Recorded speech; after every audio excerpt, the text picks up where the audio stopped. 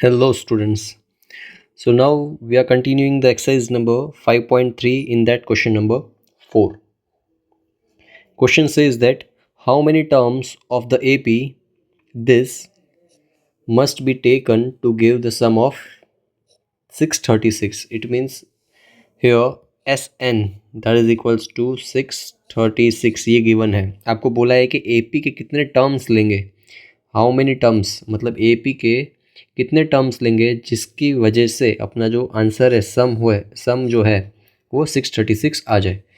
तो हमारे पास SN की वैल्यू है 636. आपके पास AN है A है दैट इज़ 9. AP में से देखा. D आपके पास है. कैसे करते हैं A2 minus A1 17 minus 9 that is 8. आपके पास D भी है. आपके पास A एंड SN भी अवेलेबल है. आपको बस एक फार्मूला जो SN का है उसमें पुट करना है ये सब चीज़ें and you will get the answer.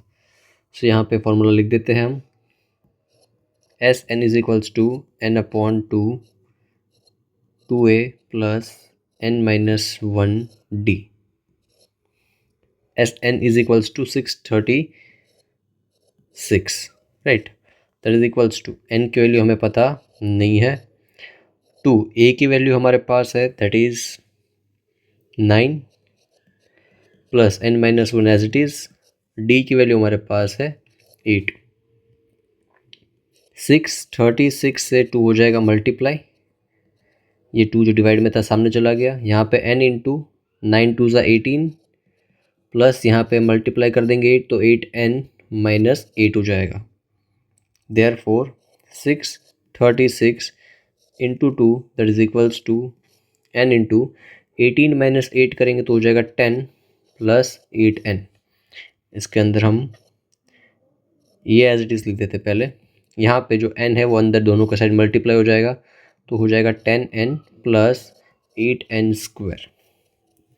अब क्या करेंगे 8N स्क्वायर के साइड सब वैल्यूज़ लेके जाएंगे. ये जो मल्टीप्लिकेशन है उसमें से भी कॉमन निकालना है. पहले काम करते हैं कॉमन निकाल लेते हैं. तो देखो 2 कॉमन है. यहाँ पे बचा 636 इज इक्वल्स टू यहाँ पे बच गया 5N plus 4N square right. ये 2 जो है आपका सब में से कॉमन निकल गया.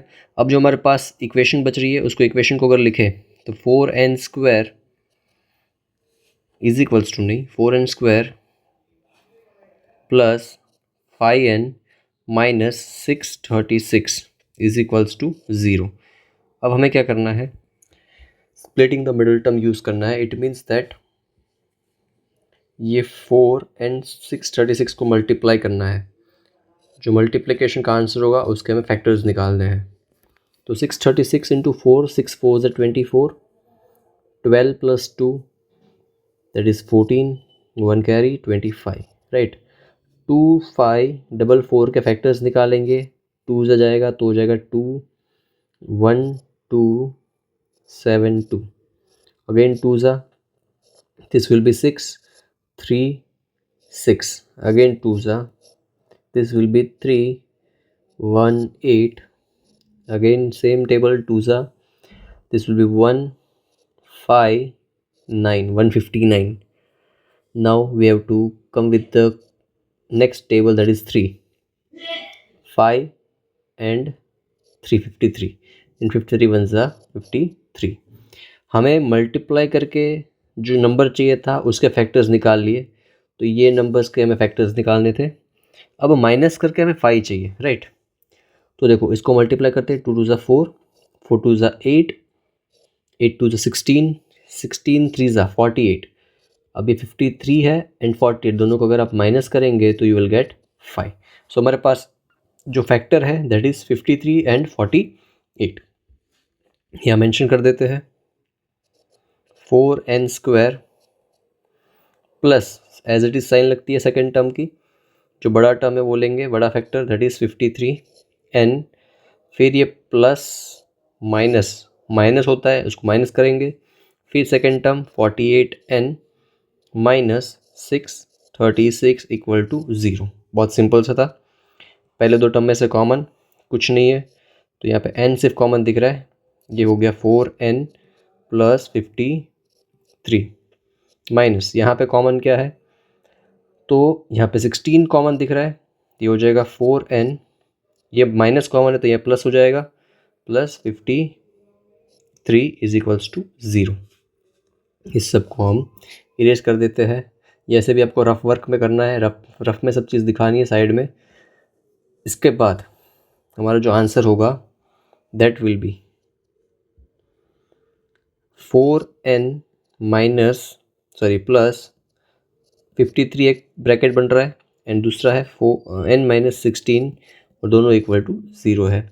आपको पता है ये 4n प्लस 53 से जो आंसर आएगा n का वो प्रॉपर नहीं होगा, बिकॉज वो n की वैल्यू ऐसी होगी जो एक्सेप्टेबल नहीं है। अच्छा, मैंने डायरेक्ट लिख दिया, ये n-16 इक्वल टू 0। अब देखो यहाँ से जो n की वैल्यू आ रही है that is of -53/4 which is not acceptable. यहाँ पे जो n की वैल्यू है that is 16 which is acceptable. ये 16 जो है that is the value of n। तो आपको जो क्वेश्चन बोला था कि कितने टर्म्स लेंगे जिसकी वजह से आपका जो सम है वो 636 हो जाए, so therefore we have to take 16 terms to get a sum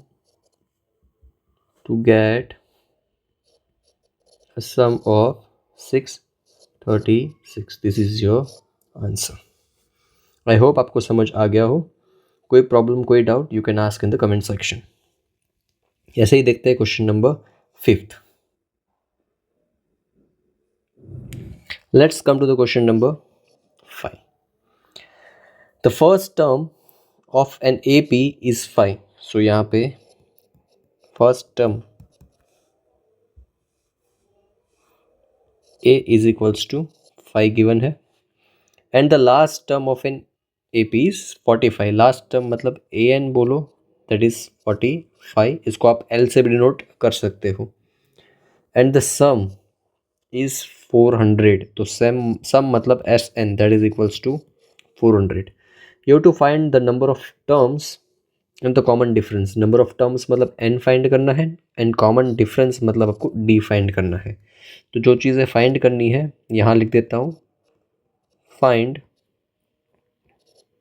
n and d, right.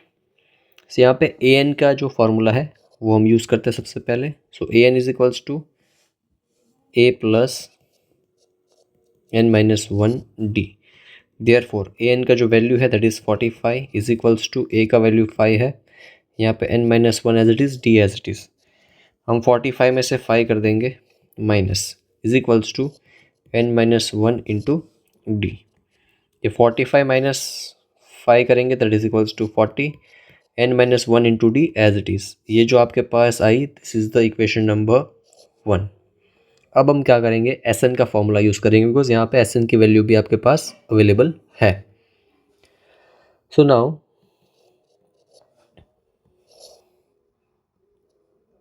S N is equals to n/2 2a plus n-1 d। अब एस एन की जो वैल्यू है दैट इज इक्वल्स टू 400। यहाँ पे n पता नहीं है तो n/2 as it is. 2 a का वैल्यू आपके पास अवेलेबल है दैट इज़ 5। अब देखो यहाँ पे जो चीज़ है n-1 इंटू डी और n-1 इंटू डी दोनों जगह सेम है, तो यहाँ पे मैं इसकी जगह 40 लिख सकता हूँ। यहाँ पे लिखना तो लिख सकते हैं फ्रॉम इक्वेशन 1। अब आगे देयरफॉर ये हम 400 से 2 मल्टीप्लाई कर देंगे, is equals to n into ये हो जाएगा 10 प्लस, अच्छा एक काम करते हैं ना, 400 एज इट इज लिख देते हैं। 400 इज इक्वल्स टू n/2, ये हो जाएगा 10 plus 40। Therefore 400 is equals to n/2, 10 plus 40 will be 50। ये कट हो जाएगा 50 से, सो 400 is equals to n into 50। अब 50 हो जाएगा, डिवाइड में आ जाएगा, नॉट 50 हमने कैसे लिखा, 50 तो हमने कट कर दिया था, राइट। 25 आंसर है, तो ये फिर 25 इधर है। उसके बाद 25 हम डिवाइड करेंगे 400 से, तो अपना n की वैल्यू हमें मिल जाएगा। 25 1 ज़ा 25 कर देते हैं और 25 1 ज़ा 25। चलो एक काम करते हैं, 25 1 ज़ा नहीं, आपको समझ आए ना आए और बड़े से बड़ा हो जाएगा, थोड़ा कन्फ्यूजन है, सोचना पड़ता है राइट। छोटा कर देते हैं। 5 के टेबल में ये 5 ज़ा, 5 के टेबल में ये 8 ज़ा, 5 के टेबल में 1 ज़ा, 5 के टेबल में ये हो जाएगा 16 ज़ा right. Therefore n is equals to 16। ये आपके पास n की वैल्यू आ गई। अब आपको क्या करना है, यही n को पुट करना है in equation number 1। So step by step ही करना होता है हर क्वेश्चन को। तो यहाँ पे कर देते हैं, now put n is equals to 16 in equation number 1। Therefore ये आपके पास था 40 is equals to n minus 1 into D.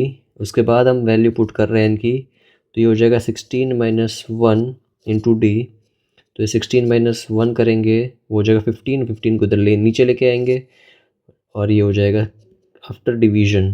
तो ये 5 के टेबल में 3 ज़ा, ये 5 के टेबल में 8 ज़ा। सो फाइनल आंसर हम लिख देते हैं सही से, therefore d is equals to 8/3। This is your answer. हमें d और n दोनों फाइंड करने थे, हमने दोनों ही अच्छे से फाइंड कर लिए। चलो बहुत इजी क्वेश्चंस आ रहे हैं अभी तो स्टार्टिंग में, देखते हैं आगे कैसे क्वेश्चंस हैं। Let's come to the question number 6। Let's come to the question number 6। The first and the last term of AP, that is 17 and 350 respectively, जो आपको क्वेश्चन में गिवन है वो लिख लेते हैं। First term it means A, that is equals to 17 और आगे दिया है AN, that is equals to 350। आपको लास्ट टर्म मतलब AN right. If the common difference is 9, common difference D is equals to, अच्छा 9 गिवन है, and how many terms are there and what is their sum. अच्छा कितने terms होंगे और उसका सम क्या होगा। इट मीन्स जो हमें फाइंड करना है वो है SN फाइंड करना है राइट, और दूसरा कितने टर्म्स होंगे तो n फाइंड करना है। तो अच्छा पहले उल्टा लिख दिया, जैसे हमें फाइंड करना है वैसे ही मैं इस पैटर्न से लिख देता हूँ।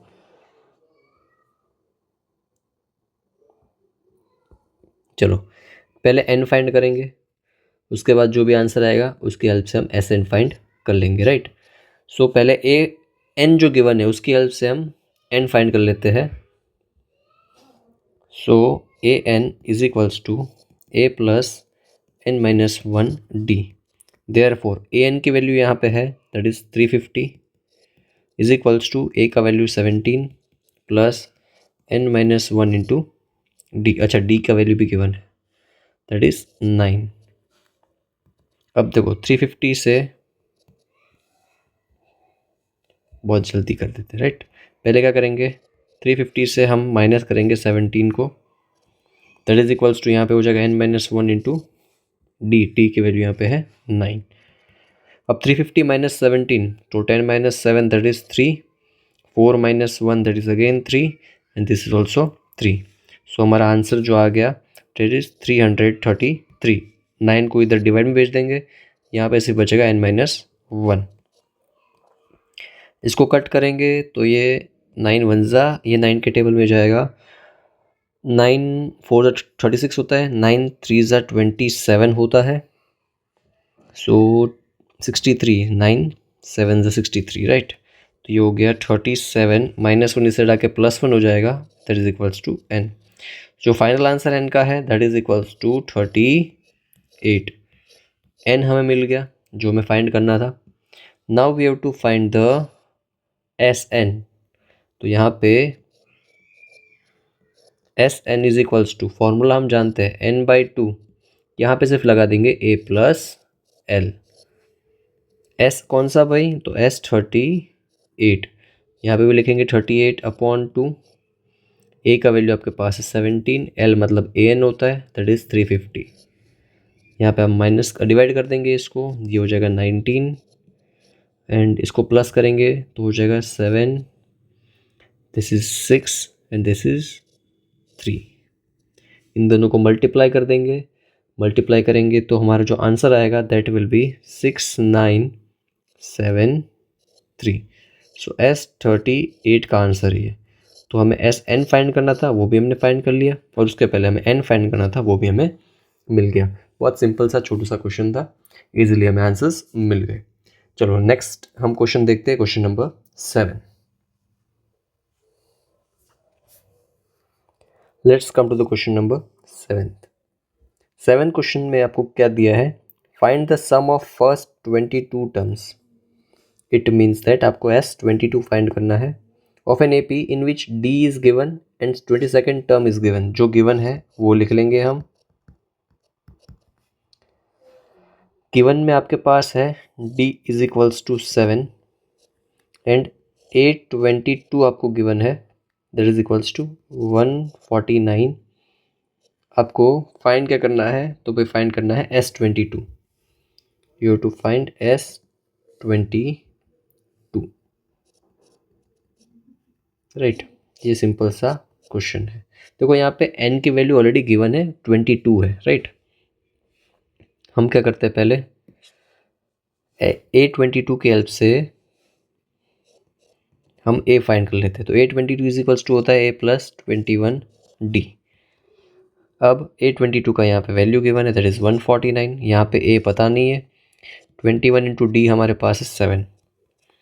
ये 149 as it is, A as it is, this is 7 1 7 and 7 2 14। 14 को हम माइनस 147 को माइनस कर देंगे 149 से इस साइड, और वहाँ पे सिर्फ बचेगा A। इसको हम माइनस करेंगे तो हमें आंसर मिलेगा 2। So value of A is 2। अब इसको हम सॉल्व करेंगे इस इक्वेशन में पुट करके। Now SN is equals to n/2 A plus L। हमें S22 फाइंड करना है, तो यहाँ पे भी लिख देंगे 22/2। A हमें मिला दैट इज़ 2, L हमारे पास था 149। ये 1 ज़ा, ये 11 ज़ा, therefore S22 is equals to, ये 11 एज इट इज़, ये हो जाएगा 151। तो हम इसको जब मल्टीप्लाई करेंगे तो हमें आंसर मिलेगा 1661। तो S22 is equals to 1661। This is your answer. Next question, question number 8 देख लेते हैं कैसा है। Let's come to the question number 8। Find the sum of first 51 terms of an AP whose second and third term are 14 and 18 respectively। यहाँ पे जो information given है वो लिख लेते हैं। Second term A2 is equals to 14 and third term A3 is equals to 18। अब इसकी हेल्प से हम D फाइंड कर सकते हैं, बिकॉज हमें कंसेक्यूटिव टर्म्स पता है 2 और 3। सो फॉर्मूला हम लगा देंगे A3 minus A2। So D का वैल्यू जो मिलेगा 18 माइनस 14 करके, that is equals to 4, right. तो हमें D मिल गया। हमारे पास A हमें अगर हम चाहिए तो A भी मिल सकता है ना। तो आपका फर्स्ट टर्म क्या हो जाएगा, वो हम करेंगे A2 में से D को माइनस, तो 14 में से 4 माइनस कर देंगे, दैट इज़ 10। सो आपका A का वैल्यू क्या है, 10 है। तो आपको ये दोनों वैल्यूज़ मिल गई। इन दोनों वैल्यूज़ के हेल्प से, इनकी हेल्प से आप 51 टर्म निकाल सकते हो, 51st टर्म। सॉरी, 51st निकालने से अच्छा है सम डायरेक्ट कर लेते, बड़ा फार्मूला हमारे पास अवेलेबल है। तो हम क्या करेंगे, डायरेक्ट फार्मूला यूज़ कर लेंगे। SN is equals to n/2 2A plus n minus 1D। Therefore S कौन सा भाई, तो S51 हमें फाइंड करना है। यहाँ पे हो जाएगा 51/2। 2 A का वैल्यू हमारे पास है 10, जो हो जाएगा 50, 51 माइनस 150। D का वैल्यू जो हमारे पास है दैट इज़ 4 एंड ये bracket close. 51/2 as it is, ये हो जाएगा 20, इसको और ये हो जाएगा 200। 51/2 दिस विल बी 220। जब इसको सॉल्व करेंगे तो ये 110 हो जाएगा डिवाइड करने पे, तो 51 इंटू 110 डायरेक्ट मल्टीप्लाई कर देते हैं। जब मल्टीप्लिकेशन करेंगे इसका तो S51 का जो वैल्यू आएगा that is 5610। This is the value of S51। So this is the answer. ये भी बहुत छोटा क्वेश्चन था और बहुत इजी क्वेश्चन था। जो इन्फॉर्मेशन आपको पता है उसको पहले लिखो, जो चीज़ फाइंड करनी है उसको हाईलाइट करो, एंड स्टेप बाय स्टेप बहुत ही प्रॉपर तरीके से आप अगर फार्मूला का यूज़ करके सॉल्व करोगे, आपको ज़रा भी डिफ़िकल्ट नहीं लगेगा क्वेश्चन। अगर आपको पैटर्न पता है कि कौन से वे से कहाँ जाना है, किस तरीके से हमें शुरुआत करनी है, तो you will definitely get the answer. Let's come to the question number 9th। 9th question देखते हैं। If the sum of 7 terms of an AP is 49 and that of 17 terms is this, you have to find the sum of n terms। आपको क्या given है? Sum of 7 terms. It means that, चलो पहले इसका solution लिख लेते हैं। इस सॉल्यूशन के अंदर हमें क्या दिया है? पहले तो S7 टर्म्स का जो सम है दैट इज 49। उसके बाद आपको गिवन है S17 टर्म के सम दिया है 289 and we have to find the sum of n terms. देखो ये क्वेश्चन देखो बहुत सिंपल है और ये आप भी कर सकते हो। I sure that you can answer this question. So ये मैं आप पे छोड़ रहा हूँ, छोटा सा ट्रिक है, लेकिन ये ट्रिक से आप सॉल्व मत करना। आपको ट्रिक से आंसर दे देता हूँ मैं। आपको इन दोनों का यूज़ करके आपको n तो दिया हुआ है, d आपको फाइंड करना है, a फाइंड करना है, और उसके हेल्प से आपको आंसर मिल जाएगा, राइट। यहाँ पे हमें 7 टर्म का सम 49, तो इन दोनों का अगर आप कंपैरिजन करो तो ये स्क्वायर गिवन है। सेम 17 टर्म का आपको जो सम है वो 289 है, तो सेम यहाँ पे भी क्या दिया है? स्क्वायर। आपको क्वेश्चन में पूछा क्या है? Find the sum of n terms, मतलब Sn फाइंड करना है, और Sn मतलब यहाँ पे भी हमें करना पड़ेगा इसका स्क्वायर। तो ये आपका आंसर है। बहुत छोटा आंसर मैंने आपको बता दिया बहुत सही तरीके से, लेकिन इस तरीके से आपको आंसर नहीं लिखना है। आपको इसमें A और D दोनों फाइंड करने हैं। कर लोगे अच्छे से। इफ़ यू कांट फाइंड तो फिर आप एक कमेंट कर देना, इसका जब नेक्स्ट वीडियो में इसका सॉल्यूशन दे दूंगा। Let's come to the question number 10। This is your homework, DIYs, do it yourself, right. So next question देखते हैं 10th। Question number 10th। Show that A1 A2 AN forms an AP where AN is defined as below। पहले में कुछ AN given है, दूसरे में कुछ AN given है। आपको सम ऑफ 15 टर्म्स फाइंड करना है, sum of 15 terms, right. So पहला अगर क्वेश्चन हम लिखें जिसमें AN is equals to 3 + 4n given है, तो इसके हेल्प से पहले मैं A1 निकाल लेता हूँ। जहाँ पे 1 n की जगह 1 रखा, इट मीन्स जहाँ जहाँ n होगा वहाँ वहाँ 1 पुट करना पड़ेगा, तो ये 3 + 4 हो जाएगा। तो A1 का जो वैल्यू है दैट इज़ 7। वैसे ही मैं एक और बार AN की जगह पे 2 पुट करूँगा इस बार, तो 3 + 4 × 2 ये हो जाएगा 4 × 2 = 8, तो A2 आपका हो जाएगा 11, राइट। आपको वैसे ही 15 टर्म A15, तो A15 फाइंड कर लेते हैं। A15 के लिए आपको सिर्फ n की जगह 15 पुट करना है।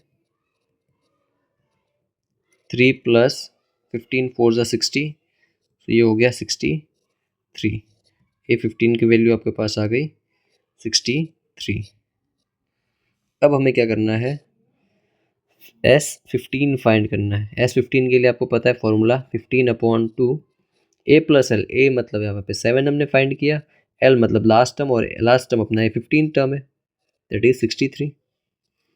15/2 ये हो जाएगा प्लस करके 70, दोनों को सॉल्व करेंगे तो ये हो जाएगा 35। 15 इंटू 35 जब हम सॉल्व करेंगे तो हमें आंसर मिलेगा 525। ये आपका S15 का आंसर है। बहुत छोटा सा सिंपल सा क्वेश्चन था।